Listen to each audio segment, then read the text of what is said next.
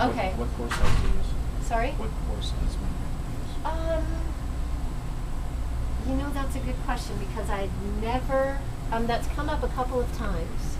It's the traditional nitrocellulose that you purchase, but there has been some question about optimizing that. So let me double check on that for you. Okay, so once you're scanned in, I know some they have things they have to do. So the first thing you're going to see here is this background method dialog box. And it talks about what this current setting is. So this is one of those things that when I talked about the Odyssey settings, this is one of those things. If you have a background method that you use, or probably everybody's going to use the same. So I'm going to come back to that when we go through the quantitation. So what I'm going to cover now is how to make this image look a little bit better. So remember, during the seminar I mentioned that the software will generate a 16-bit image. And that 16-bit image is over 64,000 shades of gray. So none of the things that we do to manipulate the way the image appears is going to affect your raw data. So feel free and feel comfortable about doing that. So what I'm going to show you now, so I maximize this, and in order to make this image larger, if you hit F11, that will make it larger, F12 will make it smaller. You can also go up here and resize it or zoom in. It all depends on what your favorite method is. Okay, now I have to confess that this is not my favorite membrane for imaging, and the reason for that is I have dogs at home, and my dogs have dog dander, and you'll see that that fluoresces in both channels. Okay, so as I mentioned, we're going to talk about how to make this image look better. There are two methods to do that. They're under View, it's Alter Image Display. It's also on the toolbar, Alter Image Display. If you mouse across any of these icons, it'll tell you what the function of that key is. So we'll click on Alter Image Display, and what you're going to see is two boxes, one for the 700 and one for the 800 channel.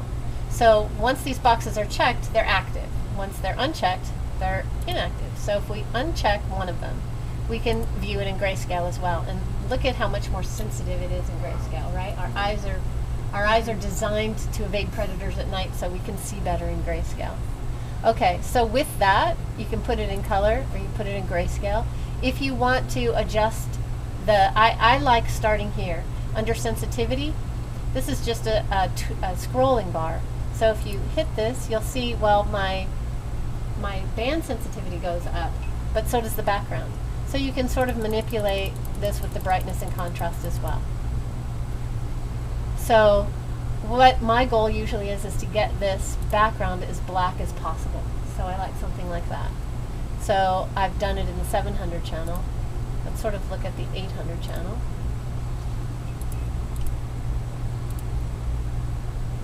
See, I might like that better. And I'll put that back on. Okay, so now I have the image sort of adjusted to where I'm feeling comfortable. And I will show you a method for getting away these sort of starry night particulates on there. I'll show you that little trick at the end.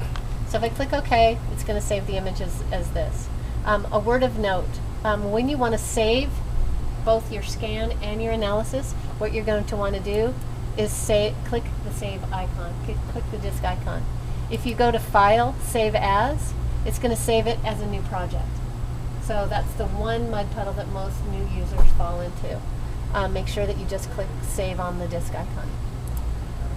Okay, so the other method is to use this icon right here, Adjust Image Display Curves.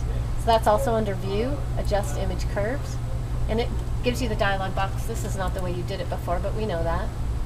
So this is a slightly different method, and it has its utility, and I'll show you what it is. So again, you have the two channels, you have 700 and 800. If you click here, you're going to only show a single channel. So this box here shows a histogram. If I expand this a little bit, you can see it better. So there are actually two histograms. The first one is your data. That's all the fluorescent pixels generated by your bands of interest. The second one that comes off later is background. So these three buttons represent, this one represents the lowest level of fluorescence that is measured, the upper limit of detection that's measured, and this center is your gamma setting.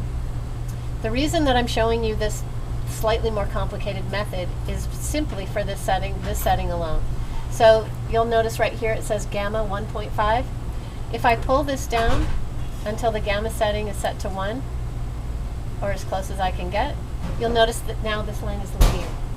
So that linearity is required for something that is published. What they want to say is that the information that's generated by the software for the algorithm for integrated intensity is linear to what you see. So you're not amplifying or diminishing the way the bands appear. And it's what editors and reviewers require. Okay, so what I suggest you do here is take that minimum value and move it away from background and set it right at the base of the histogram for your data. The upper limit of detection is completely up to you. It's arbitrary. If you move it closer to that histogram, you'll see your band sensitivity gets higher, but so does your background. So again, this is completely up to you, and you can move it until you see your bands. So we've done it there in the 700 channel. Let's do it in the 800 channel. Yikes. So let's expand this histogram a bit.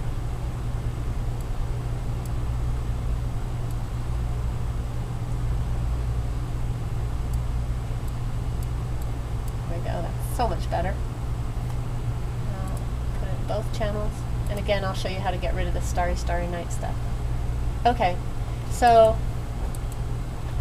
if you wanted to, you could, what I did there is I just right-clicked on the image, crop to new analysis. So now we could just crop this image and it'll save it as a new one. So now we could work with something that's a little bit more user-friendly. Okay, so now I want to show you how to quantitate those bands. So what I suggest you do is come over here, this icon here that has the red and the green / yellow, that will adjust it between single channel and dual channel. If you move over to the right, it toggles between 700 and 800. Also notice up here, it will always tell you which channel you're in. I find that helpful when I'm in grayscale and I can't remember. So it tells me which channel I'm in. So the next one is actually putting it in grayscale. Display image in grayscale. So again, if we put it in grayscale, our eyes are a little bit more sensitive. So over here on the left are your icons for adding features to your membrane. So you can find them here, or you can find them under Analyze, Add Feature. So it doesn't matter what shape feature you use. So you're just going to want to box your image right there. Something to help you. People often ask me, does size matter? And the answer, the simple answer is no, it doesn't. However, what you want to do is be able to minimize background. So if you have a lot of competition from other things on here that you don't want to be included in the fluorescence value, then of course you're going to want to try to minimize their influence by making your box small enough so you don't include it. One easy way to do that is to come up here. You want to look at the Show Details View icon. I think it looks like a spaceship over the mountain. So I'll say click on the spaceship over the mountain icon.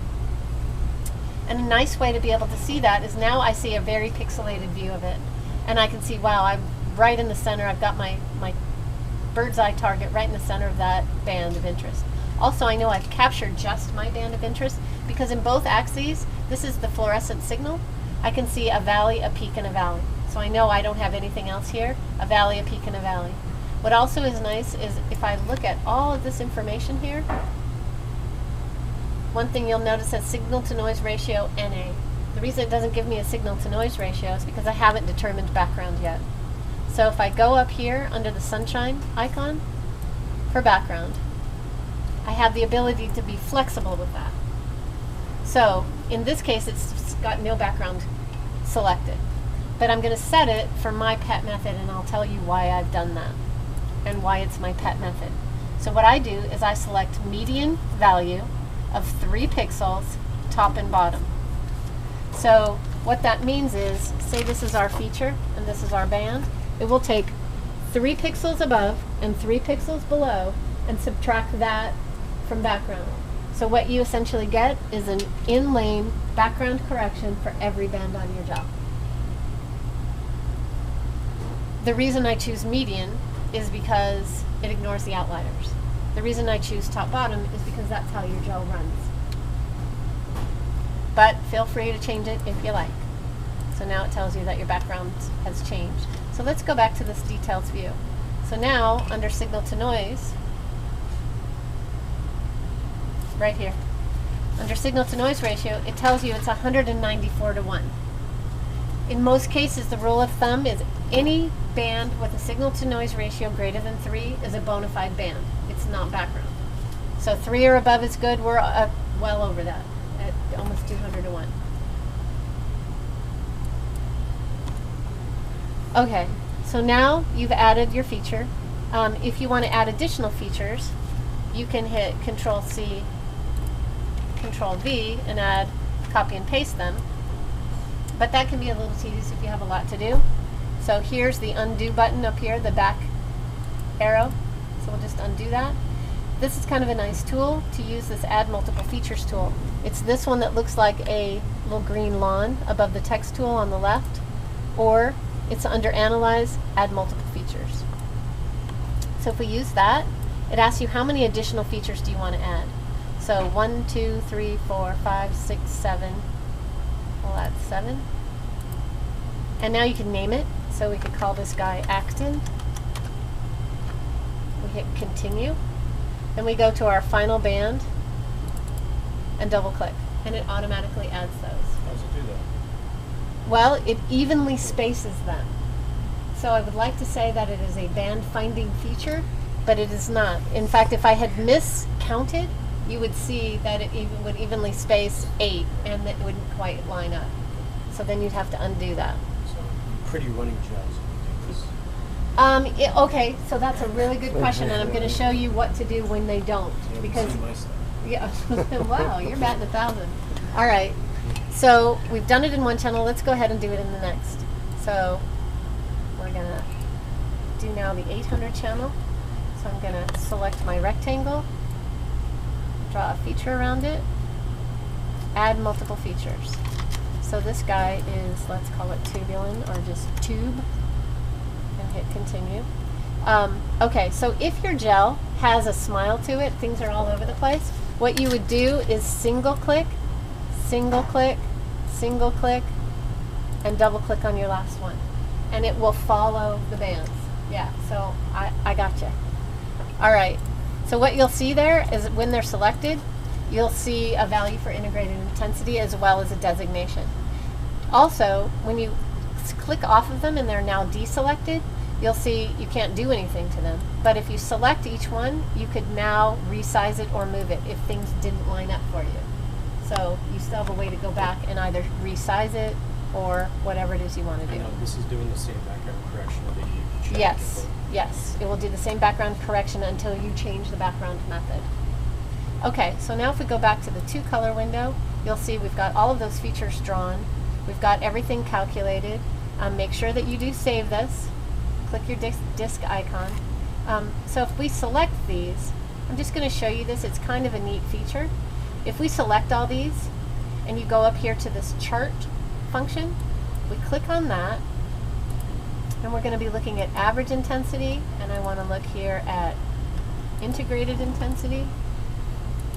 Okay, it will show you by virtue of line graph, or you can change it to a bar graph. So you can look at your serial dilutions and go, hey, I did pretty good. However, a word of caution, these are not normalized values. You can use the software to normalize, but I know you're putting Microsoft Office on here. I suggest you avoid using our software for normalization. It's much more complicated than Excel. So with Excel, what I'll show you next, so you select these values, and really what you're concerned with is getting your data. So with these guys selected, if you go up to Report, and then Report View, it's going to give you all of those data and more. It's got a ton of information on here. If this is too much information, and it probably is, you can use this edit function, and we could clear all those, and we could just pop on there what's really important. Let's add background, channel. I'm going to really truncate all of that.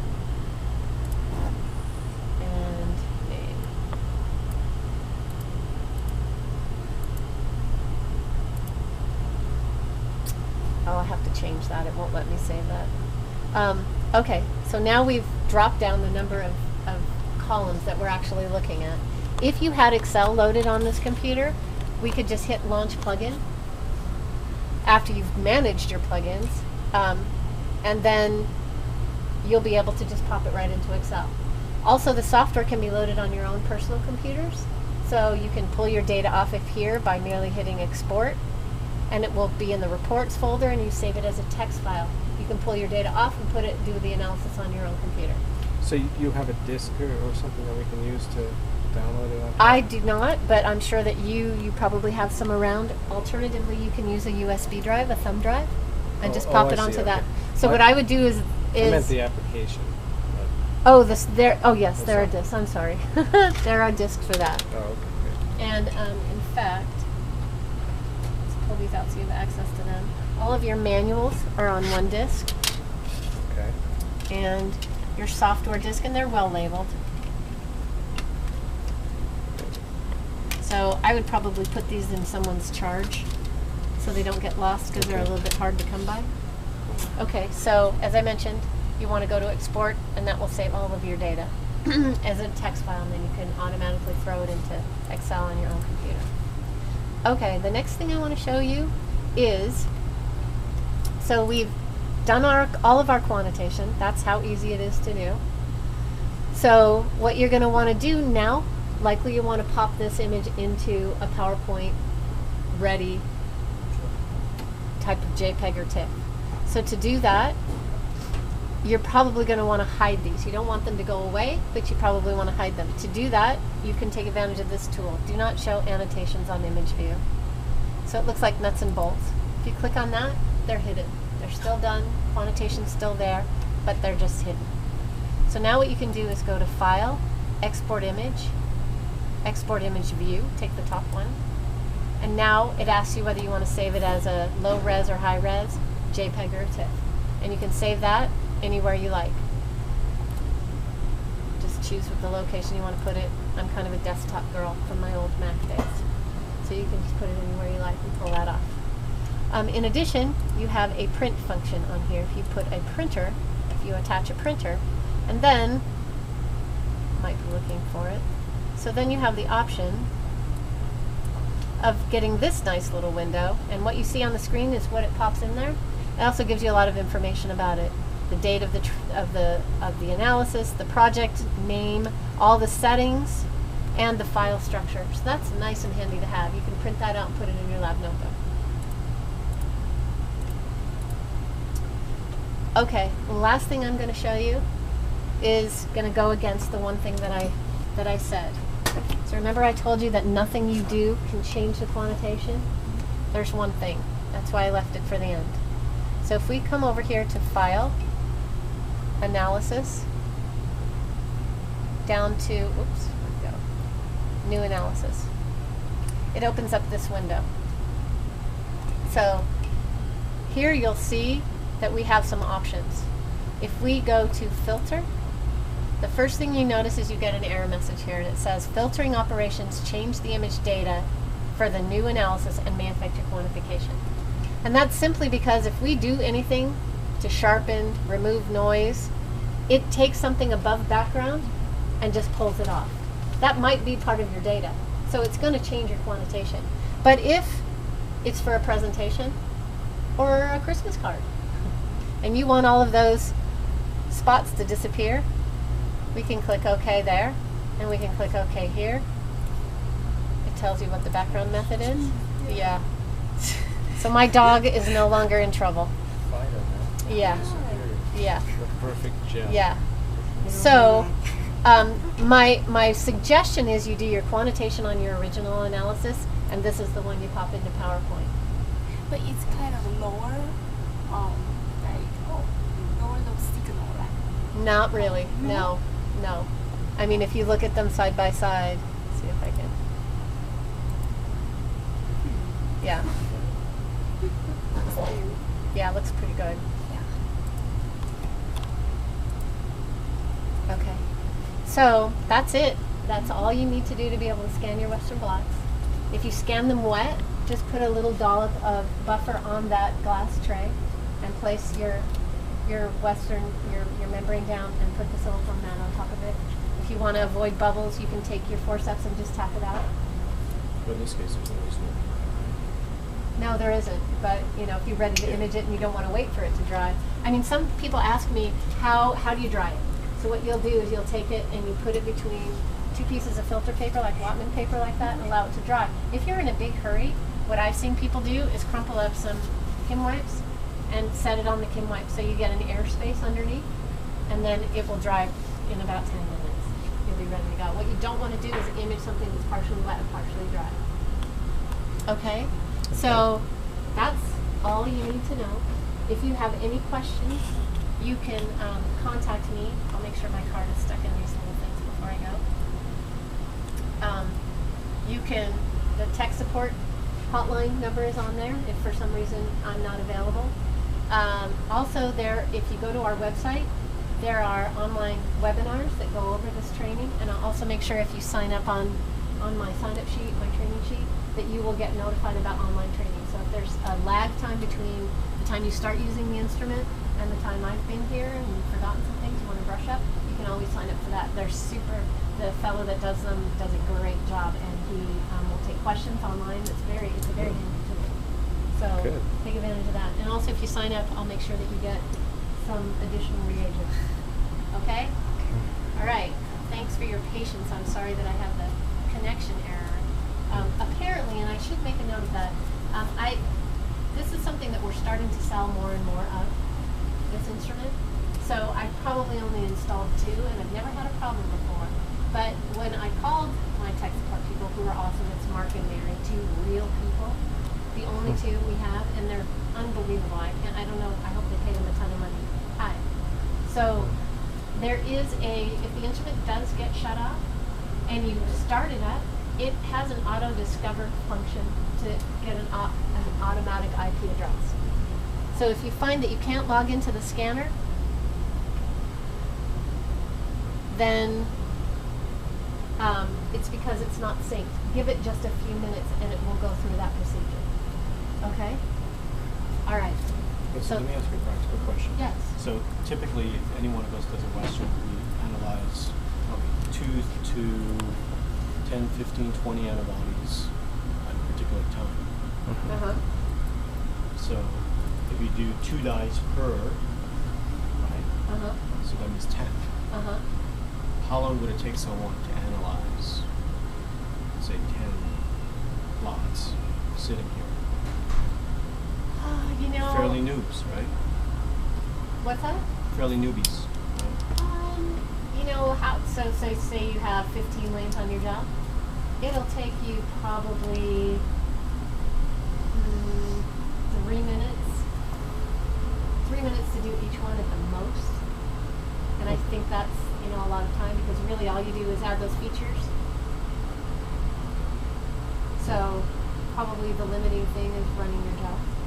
Sure. I mean, in terms of running the gels, this is short. But Yeah. if you You want me scan the drill or analysis of the... from beginning to end, right? So I will have a question. So the software only can install in this computer or... No, any PC you can use it to Yeah, install.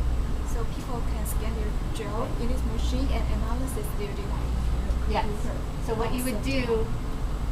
So often, then you can just save it on a flash drive. Yeah. Right. Yeah. And so what you'll do, so let's do that. Let me show you how you'll do that. So a couple things I want to show you. There's no way. So say you want to go back to an image, and I want to, hello, wake up. Okay, so let's go back and see where those data are. So as I said, it saves the last 4. So you can either come down here to the recent project, or you can click this camera icon, click open, and it goes right to the projects folder. And we were in training 1. So you just highlight the folder, and click open. And now it opens that up. So, John, maybe the best way to do this is maybe network this where all this goes to the server. That's a perfect way. If you have, what it requires that's an is excellent that you idea. have a network card, 2 network cards on this computer. on And the I don't know if you computer. do. Because you're going to get crosstalk. Uh-huh. You only have... Jonathan probably has a spare one Yeah. somewhere, right? Yeah, I don't think it'll Well, yeah, maybe. I don't know if it's got access to cat cables back there or not. 2 ports, yeah. But if it does, great. That's an easy fix. Because The other- currently the way that this is set up, it's just a standalone, yeah. I can't even connect it to the internet with No. it, right? No.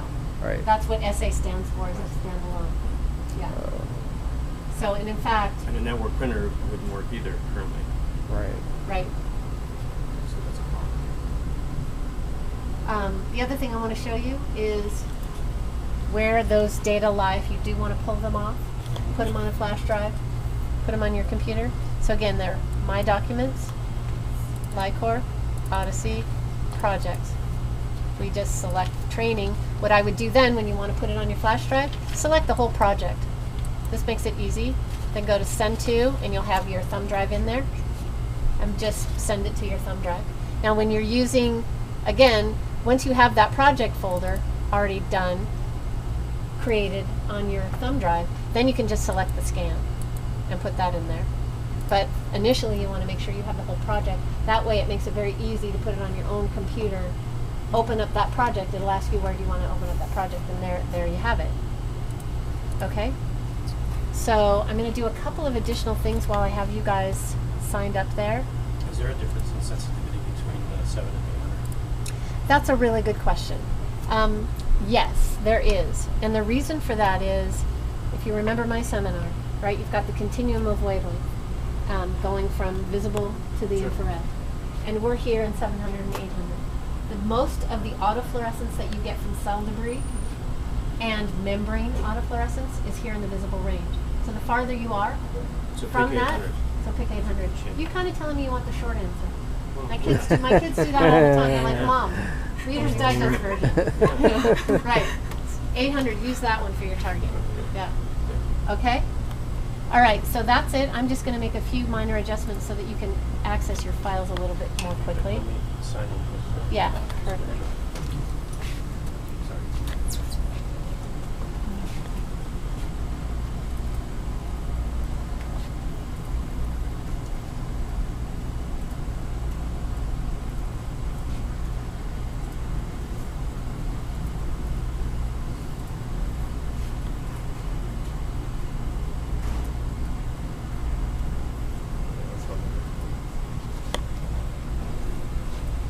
So can you send me the strip capital?